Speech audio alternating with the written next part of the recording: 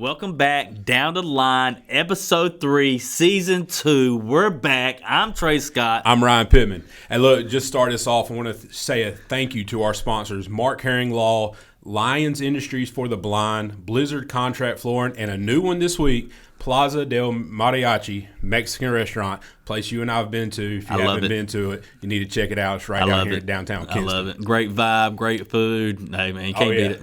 Can't beat it. Yes, all right, let's get to it. North. They're back. After dropping 3 straight, they are back. The Hawks are back. They're back up 4-3 record. Since the last time we talked, they dropped 2 games against 2 very good teams, East Carteret and Midway. Then they got their face back. They got 2 conference wins against Southwest Onslow and Wallace Hill. Big game for North coming up on the road against Midway. It's going to be huge. Midway's a very good team. Watch out for Wilson Mayo. He's their leadoff hitter. I've been talking to this kid a little bit. Now, he's a junior. He's very fast. He's got a .455 batting average. How big is this game for not for Midway, for North? Oh, it's huge. I mean, we just saw what happened when Midway went to South Lenoir. South Lenoir was undefeated going into that game, and Midway beat them by 10 runs. So Midway's they've always had a good program. It's kind of like, the Greene Central, yep. Whiteville, some of these other teams like that. Midway is a program that has some talent and depth, and they're not scared to play with you. And North Lenoir, it would be massive to pick up a victory. But good luck to them. We saw what Midway did with Greene Central last year. They almost took them out of the playoffs. This is a good team with some returning players. That was that team that had the horns and the bells and everything. There was a lot of drama. Yeah. Moving on, South Lenoir 6-1, just dropped their first game against Midway. Like we said, Midway's a good team. We're not going to beat that into the ground no more. But it was bad. It was 13-3. South Lenoir had hits, but Midway had a lot more hits, and they really took advantage of the secondary pitching of when when Tadpole's not on the mound. Yep.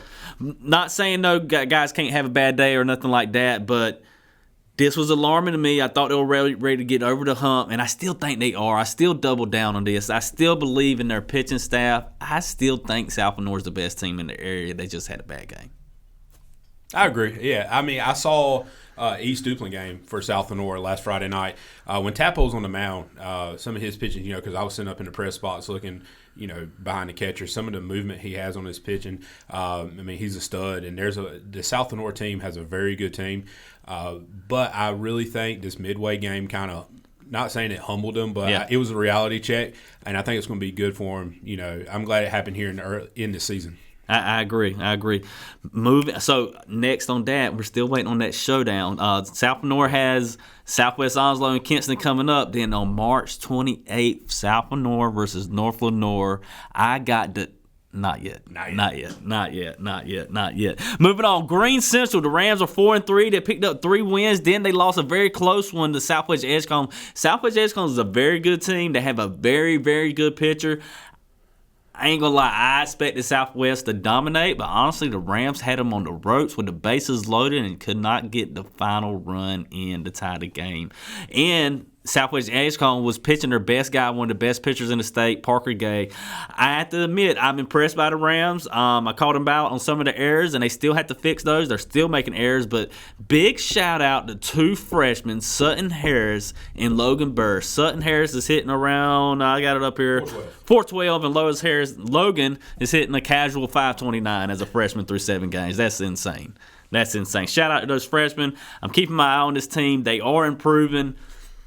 A lot is to be unfolded with this team. A lot is unknown with this team. So a lot is still left on the table. We're going to lead the verdict out on the Rams. We're going to let them keep playing. All right, moving on. Last week, man, it was last week, right? Yeah, last week on Friday. Yeah, Bethel versus Jones. Yeah, so Bethel versus Jones. Start off with the softball side. Coach Stroud has the Bethel girls playing really well. Emerson Smith pitched a very strong game for Bethel. Peyton Plyler, yeah, got it right. For Jones, she pitched for Jones, but the Bethel bats were hot, and it was it was tough to see a little bit. But I mean, she had a great game at the plate. But for Bethel, Suzanne Rouse is hitting .615 with 10 RBIs and 5 doubles this year. Another one, Lily Turner, she's batting .462 with 10 RBIs, and Peyton Plyler, going back to her, she's hitting would you say, over 500, 562 for the year. She's got 2 home runs, 2 triples. But that game was great to see. It was good to see Jones. It was good to see Bethel. Bethel has a very young team. So does Jones. And then I got to see the baseball. I loved it Hold because on. Did you talk about Susanna? Suzanne Rouse? Yes. Yeah, I talked about Okay, her. I'm sorry. I was like, Yeah, I definitely talked about her. I was listening about Peyton. I was ready for it. My fault. Go ahead. Yeah. But then I got to see the baseball, softball field, baseball fields. Perfect high school places. Nice. I love it when y'all have it right here together. South Lenoir, you got to go all the way over here, all the way back. Parrott, you got to have a vehicle to get back and forth. But Bethel, perfect setup. But Jones got the best of Bethel in that game. It was a pitching duel. And there's 2 guys I really want to shout out. Garris Andrews, he's a senior at Jones. He was the starting pitcher, went all 7 innings. He had 8 strikeouts. He is the senior leader for this team for Coach Will Sutton. And, he really showed out on the mound. Jamie Williams pitched for Bethel. He allowed the three runs, but, he had 10 strikeouts. The thing about it was Bethel just couldn't get the bat on the ball. And when they did, they were hitting it right to people. Never really took advantage of getting runners on base or in scoring position. But, it was a great baseball and softball game. All right, now moving on to the other side of the county. APA versus Wayne Christian. Hey, man, APA has got a good team right now. Yeah. They're 6-0. The best record out. They lost last night. Oh. Yep. Oh. I'm sorry. Oh, I got you. They're stinging right now. They're 6-1. 6-1. So, okay. So them and South Lenoir are tied with the best record. That's a little twist to it right there. Tell me what happened in the loss. Yeah. So Wayne Christian, that's a rival for them. Uh-huh. They beat them twice last week. They beat them 15-11 in Goldsboro, and then turned around and beat them 6-1. Tanner Outlaw, Jared Mooring. I've been very surprised to see what I have seen from the lefty, from Jared Mooring. He pitched a great game on Friday. That helped. On Thursday, that helped Parrott get by Wayne Christian 6-1. They did lose to St. David's last night 2-1, so that is their first loss. They've got some big games coming up. They play tomorrow, Thursday, in New Bern against Epiphany, which was supposed to be Monday, but it rained. Probably going to rain tomorrow, so not sure if that's going to get in. But then they face Bethel on Friday. Okay. Here we go. Moving up to the softball side, let's talk about these 2 girls, these 2 ladies teams right quick. North Lenoir, they're 4-1 on the season, 12-2 win over Southwest Onslow. Have a big game versus Wallace Rose Hill coming up this week. I think they're rolling. Have nothing good, nothing bad to say about them. I think they're grooving. I think that's exactly how you want to be, rolling under the radar, winning games. Hey, go Hawks. We got a big matchup coming up on the 28th with the other team I'm going to talk about, South Lenoir. They're 3-3, but they just got a big win versus East Duplin, and South Lenoir is quietly 2-0 in conference play. Like I said, we're approaching this March 28th game. How big is this game going to be between these girls? It's going to be massive. I have yet to see North Lenoir softball play. I've seen South Lenoir play twice. Coach Madison Harvey. Yep. Coach Harvey has got them girls down south of the river playing well. That game against East Duplin was a tough, gritty game, but they held on for the win. And I'm excited to see that matchup of 2 cross county rivals that do not like each other. And here we are. Here's the segment you want ready for. Give me your power rankings, 1 through 6 or 7, starting with the boys off the top of your head. Oh, man. Run it off. And we were not prepared for this. I'm hitting with it. So I'm going to go for boys, South Lenoir, Parrott, North Lenoir, Greene Central, Bethel, Jones, Kinston. Oh. Did I lose anybody? Oh, that's close 7 enough. teams. Yeah, close 7 enough. teams.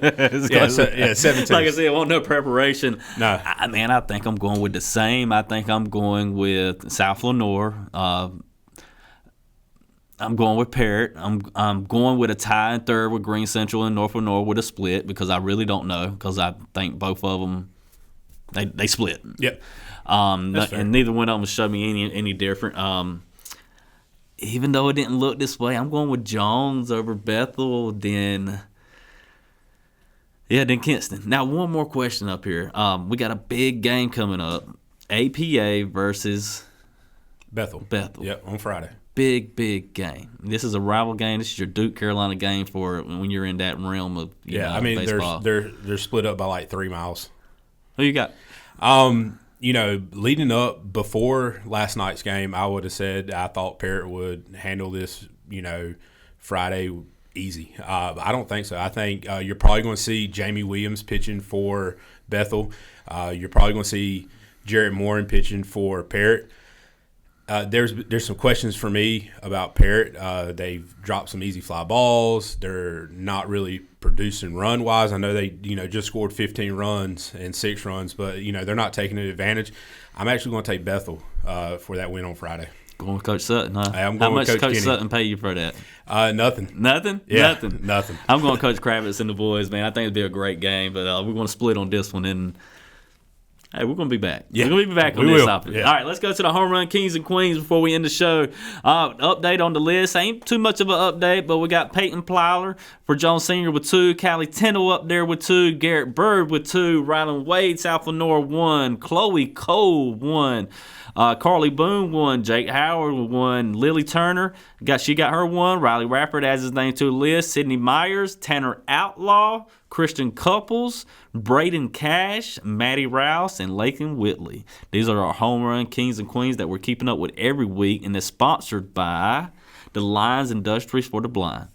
All right, Ryan, great week this past week. We got plenty of baseball going on. What do you think about the season so far? I think it's been a very fun and exciting season.